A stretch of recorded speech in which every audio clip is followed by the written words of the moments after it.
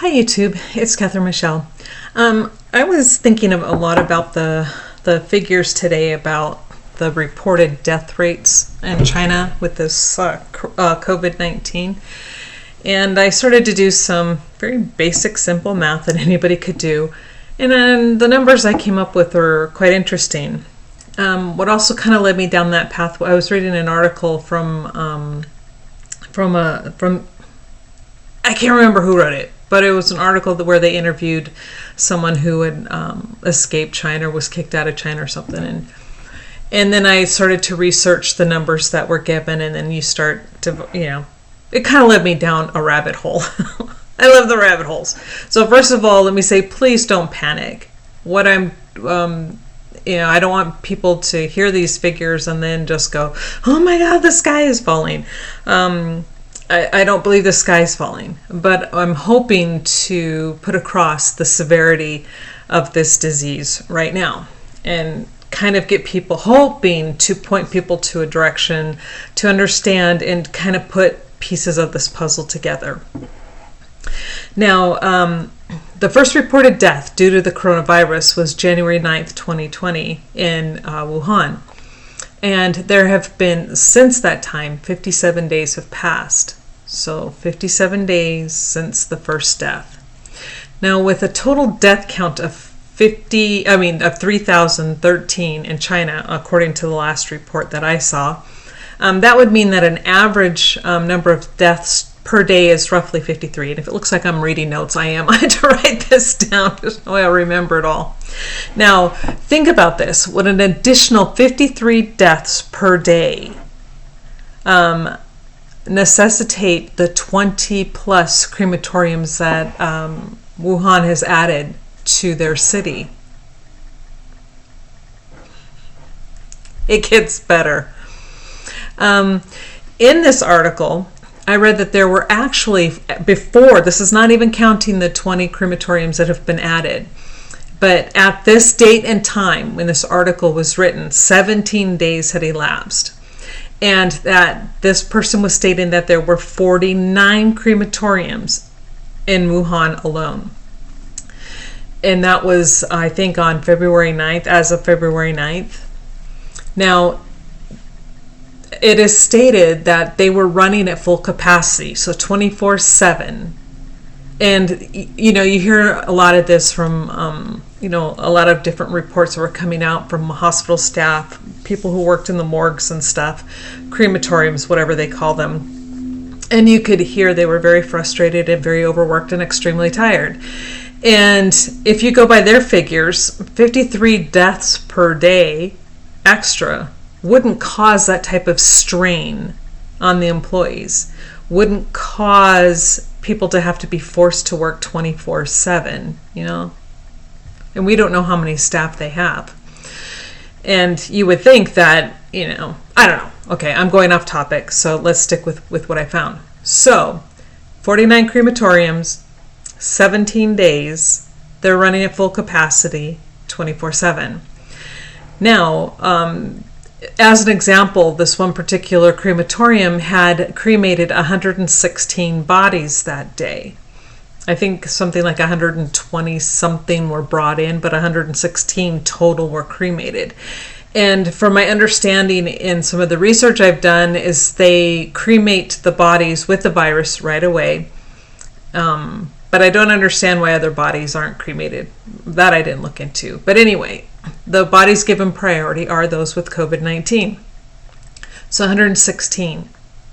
And the death certificates of only 8 of those 116 stated coronavirus or COVID-19 death as a result of COVID-19. There were 48 other suspected COVID-19 cases, and then the rest of them were just not listed. But yet they were all cremated on the same day. Now, I don't know their culture, but from what I understand from reading some other things, and this is what I said, never mind, but I think this is kind of important here, is they don't cremate regular deaths with like outbreak type deaths. I don't understand all of that. But if that is true, then it stands to reason, and the only thing that would explain the 116 total cremations for that day is they all had to be COVID-19 related. That's a lot. So, I found that very interesting. Now, I did some research on cremations, and cremations can take anywhere from 1 to 3 hours each. I don't know. I was pulling stuff off of the web, and take that with a grain of salt. I don't know. I've never worked in a crematorium, but so if you think about that, if it's 1 to 3 hours each, so you're looking at as many as 24 in a day, to, if it takes 3 hours, then obviously that's eight bodies per day. But depending on how many ovens, so again, all of these figures are guesstimates, but I'm going with the least. So maybe their one particular crematorium may have, I don't know, 3 or 4 ovens, and they can kind of do them 3 or 4 people at the same time. And I know this is morbid, and I'm sorry, but this is the reality of the situation. So anyway, I mean, that means that, okay, we talked about that. So with an additional 53 deaths, would this really cause, again, let's go back, would this really cause these workers to be so overburdened? I mean, I don't think so, but that's easy for me to say because I don't work in the industry. But here's where it starts to make sense, why they would be overwhelmed. So here's where I'm saying, let's do some math. Let's do some basic math. There were, at that time, 49 crematoriums. Again, does not count the extra 20 that were added. And from other research I've done, they're actually adding even more, or did add more. But right now we do know that they added an extra 20. This doesn't include them at all. This is sticking with the 49. And running at full capacity 24/7 for 17 days. The one crematorium reporting their figures was 116 bodies. Okay, so you ready for this? You have 116 bodies times 49 crematoriums, because they were all running at full capacity. All of them in the same boat. Actually, some were in worse shape than others, meaning they had far more to cremate than others. But let's stick with just the 116 times 49. That is 5,684 cremations per day. Now you times that figure times 17 days, because up to this point of this reporting, 17 days had elapsed, and you get 96,628 cremations due to the coronavirus, or COVID-19. We get a little bit clearer picture here. And now multiply that number by the number of days that the pandemic has been going on since the beginning, which we stated earlier has been 57 days. You multiply 116 times 49, and that will give you the 5,684 total cremations per day. And now let's multiply that by 57 days that have been going on. Of course, they're saying the numbers are decreasing. That's why I'm saying averaging. We're averaging all this out. And that number jumps to 323,988 cremations. They're telling you only 3,013 people have died. 3,013 will not put a strain like that on the medical field. And again, keep in mind, this does not include the extra 20 crematoriums. And this is only the figures in China. I'm going by only what's the figures that had come out of Wuhan. Now, does it begin to make sense why you see all these medical personnel and everyone else running around in hazmat gear? If it was just something simple like a flu bug or a flu type illness, hazmat gear wouldn't be needed. People wouldn't be wearing it. Starting to make a little bit more sense now. And doesn't it make sense also now why the quarantines were put in place?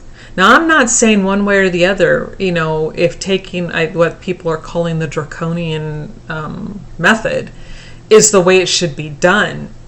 But I'm saying let's put pieces of puzzle together. We see hazmat gear from everybody, especially medical personnel. We see quarantines. We see closures. We see a virtual complete shutdown of the entire city of Wuhan. And you hear these other people go, oh, but it's no big deal. You don't take those measures if it's no big deal. A flu outbreak doesn't and never has just the quote-unquote flu, and not to say that, because the flu can be pretty bad. And it doesn't warrant, though, this type of protection. So people are not putting these pieces together in their head. Don't have those blinders on. This type of self-protective gear is being worn for a reason. And again, it's all basic math, and this all makes sense. And this leads to the most puzzling questions to me, which is, why are so many doctors and professionals out there telling everyone, well, especially now, they're telling everyone that this is nothing more than just a little flu-type bug, and it's nothing to worry about. And when I think about this pandemic right now, one of my favorite movies is 2012. And I know it got a bad rap, but I just love that movie just because I love John Cusack in this movie. And I think he has the best line of all. And his line was, when they tell you not to panic, that's when you run. And that's kind of how I see things now. Everybody's like, at first it was like, oh, the sky is falling. And now it's like, oh, don't panic. It's okay. It's okay. It's just a little bug. Meanwhile, when you put all of these figures into play and you start doing the basic math, it's not just a little figure. And and I really want to stress, this is just food for thought. I don't want to cause people to panic, and I am not saying 300 and virtually 24,000 people have been cremated. But I will say, I truly believe in my heart of hearts the figure is way, way higher, 10, 20, 30, 40 times higher than the 3,013 deaths that they're reporting. I don't believe that for one iota of a second. And so basically this is just food for thought, and to realize that none of us are being given the full picture. So we have to use our deductive reasoning skills, and we have to look at how things are being handled, how our medical staff and other people reacting to the public. There are a lot of videos that come out of China, and we can only believe, there's a saying, believe half of what you see and none of what you hear.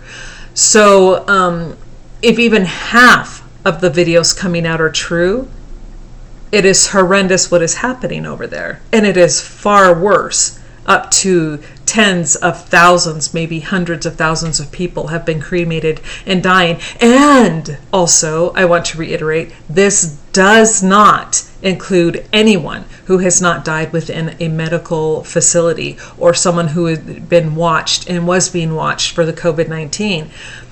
So these figures are much higher than even that. So maybe it could be closer to 300. I'm not saying it is, but I'm saying it could very realistically be 324,000 people, because they're saying 60% of the people are dying at home than what are dying of all the deaths that are being reported. 60% of these deaths are occurring at home. And so that's an even a huger, bigger number to add on top of the 323,000. It gets to be very mind-boggling, and now it makes sense. Now the adding the 20 extra crematoriums, the staff being so overwhelmed, doctors are passing out, nurses are passing out from sheer fatigue. The desperate cries for help. We need help. They needed a break. What are they going to do? And it's easy for some people to poo-poo that, but unless you've worked in a mass casualty environment, you have no idea the strain that puts on your body. And it's bad. It's bad. I've worked I was at the Luby's massacre. I was at the crash, the jet that crashed on the tarmac at Fort Bragg, and then with an 82nd Airborne, where they went flying. A gust of wind took them and threw them all into the ground. So these were mass kill events that I was personally involved in. And there were times when some of these events, you don't get a break. Your patients are coming in one after the other, after the other, after the other. You barely have time to run to the bathroom. You better pee as fast as you can and get out of there and back to the ER, because the patients need care. And so, and then the training events, I've done a few Jade Helm events, which was before I even knew what Jade Helm was. But we did all of this practicing, and because at the time I was in EMT, volunteering with the Red Cross on a military base. So I've been in these situations, both literally and in training, and it is exhausting. You can't even describe it. It's beyond exhausting. So I can only imagine still what those poor medical personnel are going through. And it breaks my heart. It just breaks my heart. Now, the one last thing I want to cover before I finish this video is their job application for these new crematoriums that they're opening up. Funny, not funny. I laugh because I laugh not because it's a funny ha-ha. I laugh because it's sad of the superstitions, but that some people still will believe what they're being told. Now, on this job application, it states as a requirement that the potential employee cannot be afraid of ghosts and demons. Most of us are like, what? What do you mean by ghosts and demons if you're putting a body into a furnace? Well, they're telling these people on the same form that the bodies will sometimes move and scream, and you have to understand that that's just probably a ghost or a demon. This is me paraphrasing. Bodies don't move. They don't scream. So you can imagine, and you can put two and two together, what is truly happening. That breaks my heart. Absolutely breaks my heart. And how that's being allowed to continue or even happen in the first place, God only knows. God only knows. But I'm telling you, dead bodies don't move. Dead bodies don't scream. Okay. Also, I want to reiterate this very important fact. When someone dies away, and I know I said this previously, but I really want to stress this. When someone dies away from a hospital, or from a facility, or any place where they're being watched for a specific or particular disease, that count, that body count, is not added to a pandemic situation. Now, we know that these people are dying from COVID-19. The vast majority of them are dying from COVID-19, but because they weren't tested, couldn't be tested, or died before they could be tested, and they died away from and outside of medical care, those deaths don't count toward the total body count. They don't, nowhere, anywhere, it just doesn't count. And that's because they cannot say with 100% certainty, although logic tells you, they cannot say with 100% certainty that that death occurred due to that particular event. However, again, using logic, common sense, and what the people who are reporting this, they're telling you that, yeah, these deaths were COVID-19, but they weren't tested in time and they died. Those bodies don't count. So that number of deaths is exponentially higher than what is reported. And this is just, again, this is how things are done everywhere, even here. And this also explains, again, why the infectious rates are so low. And even here in the U.S., in the United States, our numbers are so low right now. They have a few pockets, well, one here, one there. Washington State seems to be the worst so far. But even here, where I live, there have been some people that I've spoken with who are not feeling very well. They don't know. They're worried, and I get that, but you don't want them to panic, but you understand why they're worried. And they go to the doctors and they're like, "Can you at least test me?" And no, the doctors are not testing here in the United States. Just so if anybody's outside of the United States watching this, understand that. They're the vast majority, virtually almost all of them, other than those who have been tested and are showing up as cases, have been tested. But if you're just some Joe Schmo off the street and you walk in, you're like going, "Oh man, I feel really sick. I got the flu. I'm having a hard time breathing and I'm coughing." They're like, "Please, can you test me?" And they're like, "No. You don't meet any of the criteria." No, it's the same rhetoric that has happened almost in every single country, even though they've all watched this take place in China. In every country, without exception, every single country knows that this disease does not always happen with someone who's had direct contact. By now and for a long time, they have known that. So when their citizens are going into the hospitals and saying, "No, I don't feel very good. Can I please be tested?"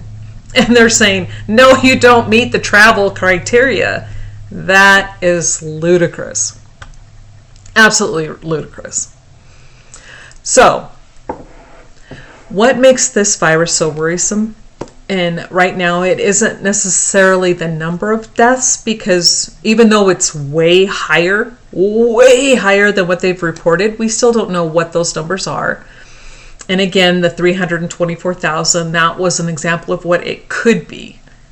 Not saying that's what it is, but I won't guarantee it's not 3,000. But it's how long this virus lives when it's on surfaces, and how it spreads so easily. And for me, I think what's even worse than that is the lackadaisical attitude from a lot of so-called professionals. And I know I will harp on these so-called Harvard doctors that are out there spreading, "Oh, don't worry about it, it's nothing." Oh boy, I wish I could rip their degrees right off a wall, because they're hanging on to that going, "I'm a Harvard doctor." I wouldn't brag about that if this is what you're saying. But yeah, it's just the lackadaisical attitude is what is causing the spreading of this disease. That's the worst, in my opinion. And I should state that this is all just my opinion. And we need to, and it seems like maybe they know this, or maybe they don't care, but this virus is attacking and killing people who have a weakened immune system. Those with diabetes, those with high blood pressure, those with cardiac issues, those with lung issues, those with asthma, which is a lung issue. It's like they're, for lack of a better phrase, they're thinning the herd. Young people are, not to say that they don't get sick, but I don't think any deaths have been reported in a 9-year-old and younger. None at all. No deaths, really very few deaths between at the age of 19 to 10. So as you get older and as you reach a certain age, and of course those 80, 90-year-olds, they're going to be more susceptible to just about anything anyway. But it's really taking out a huge portion of that population. And that's worrisome. Anyone who has an underlying health condition, you're at risk. Your neighbor could be as healthy and vibrant and great, and they could come in contact with this virus, and maybe they wouldn't even notice. But then there are other people where your neighbor, maybe you have an elderly neighbor, and you came in contact with somebody and you weren't careful, and you carried that virus, and then you come in contact with them, and now they've got it. And there was one article I was reading, I think it was an article I was reading or something I was watching. I need to start writing this stuff down. You think I'd have learned that by now. I know. But for example, one guy, I think it's here in the U.S. Okay, so one person, we'll stick to that. This much I do know for a fact. One person had it. They came down with a full-blown COVID-19 disease, hospitalized for it. They gave it to their wife and their 3 children. They gave it to a neighbor and his wife and their 2 children. gave it to the person who was driving them to the hospital, and now they're testing that person's spouse and family, and then gave it to one other person, I think a neighbor, somebody else. So it was like, at minimum, this one person infected 9 people. 9. Can you imagine if people were to just follow the advice of these so-called Harvard doctors and not take the standard, precautions? See how serious this is? Pieces of the puzzle. Full hazmat gear. City shutting down. Transportation halting. Forget the stock market. I just think that's just a big joke anyway. I think that is total fear mongering, and they're playing the public like crazy on that one, my opinion. But back to that, we have full hazmat gear. We have city shutting down. We have travel stopping. We have people who are going into the panic buying mode. That's not helpful. Having a run at your local stores for toilet paper isn't helpful. I mean, yeah, everybody should have extra toilet paper. I think it was my daughter who was saying that one of her friends went to the store to buy toilet paper because their last roll, right? They had their last roll and they had to go buy some. And when they went to the store to buy some, people were giving them dirty looks. It's like, okay, don't go to that point where you only have one roll of toilet paper left with a whole house full of people. But also, I've seen people in their shopping carts, with the huge packages of toilet paper, how many, 50 whatever plus rolls of toilet paper. They'll have 4, 5, 8 of these in their cart, hoarding. And even though they see people all lined up all the way down the aisle waiting for toilet paper, and they're hoarding all this toilet paper, and I'm just like, okay, don't they understand that toilet paper can be made quite easily? I don't think we're going to have a shortage of toilet paper unless the entire U.S. shuts down, okay? And I think we all agree that's not going to happen. So please, just like with the face mask, please stop hoarding toilet paper so those other people who need it can actually go to the store and buy some. Oh my gosh. The things they need to take seriously don't, and other stuff that they just should, let it go. They panic and bombard the system. Okay.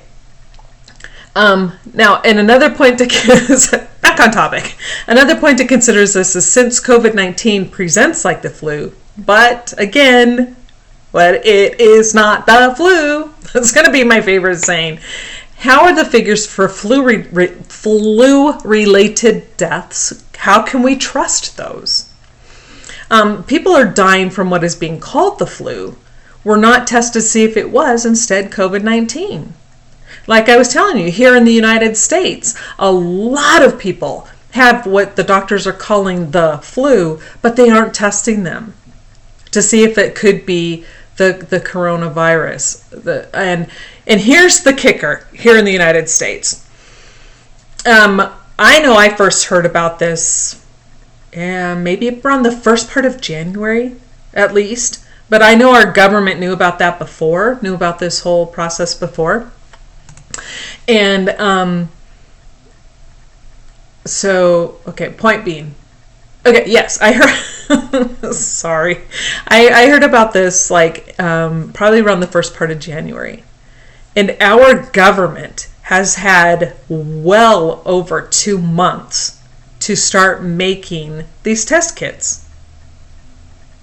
They had just like these other countries, everyone had plenty of time to start making test kits. Did they do it? No. And now they're all like, oh, we don't have any test kits, we have to make them. Well, for those in charge of this type of the government, do your jobs. Why were you not preparing? Why did you not have these made ahead of time? You saw the writing on the wall. Everyone sees the writing on the wall in their countries that it is coming to them, and it has come to them. So why were you not prepared? There's no excuse, none whatsoever. People should be able to be tested almost right now, almost at will, and I'm not saying they should be, but they should have had a much better handle on how to deal with this. Oh, and now I'm going to close this all up. Again, I'm going to put the pieces, put them into the puzzle right now. We have to remember, professionals, healthcare professionals, do not dress in head-to-toe hazmat gear for the flu. The only reason we dress in head-to-toe hazmat gear is when it is something highly contagious and something that, contagious, yes, it could be spread, and we don't want to get it. That should be the number one indicator that this is far more serious than what is being said. And it's just, to me, that's extremely worrisome. Okay, now, I cannot stress this enough. I am not trying to cause fear and panic, but this is sobering. The reality of these numbers, when you do your basic math, should be a huge wake-up call.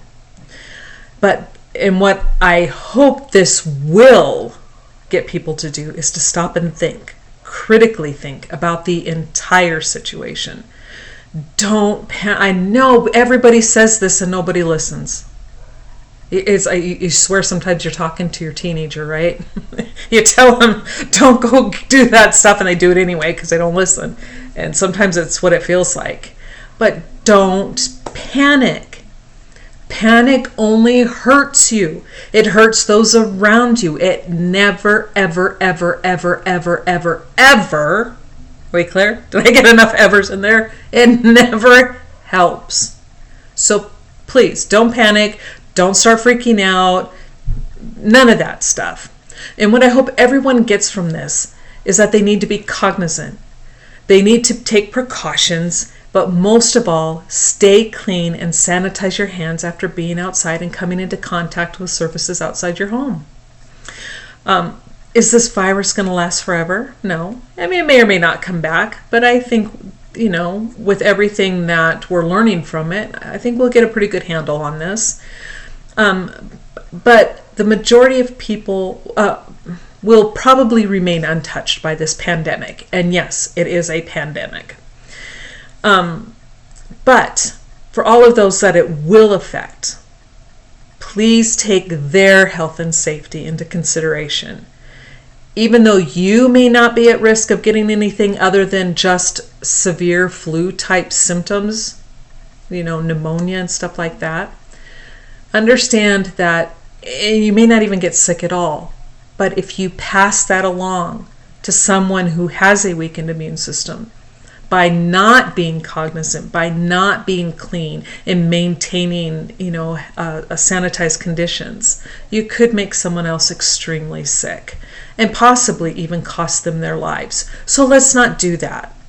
Let's, again, wash your hands, wash them correctly, and don't overdo. Please, and this one I have a particular person in mind. When they watch this, they're going to know I'm talking to them. Don't over sanitize your hands. Okay? Alcohol is absorbed through the skin. I think you know where we're going with that. And not saying they got drunk, but I'm saying they felt the effects of the alcohol because they took it to the extreme. And I swear I spent so much time laughing when and they're really upset because they're not feeling very good because of what they did. But I'm laughing going, oh my gosh, why did you do this? Oh, too funny. Okay, back to topic again. Sorry. It was just funny. Don't be like that. Don't panic. Don't overuse hand sanitizer. Wash your hands with soap and water. Dry them off. And if you're out and you're touching things, use tissues or napkins or anything else to touch buttons. Take that, wrap it up, throw it away right away. And I always keep hand sanitizer with me everywhere I go, and I always have. But I always take a little bit of that when I come out, from outside of, if I'm out in public, before I get my car, I'll put some on my hands. So I'm not touching my car, I clean my hands off and then open my car door. And so just be cognizant.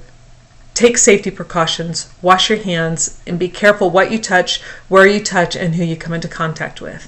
And let's all do our part. And by doing this, we will help to keep this from spreading. And don't touch surfaces, and then touch your face. No. And I know I've done that several times doing this, but I'm in my home, and I know I've cleaned my home, but it's still a bad habit. It's a hard habit to break. There you go. Hope you guys have a great day.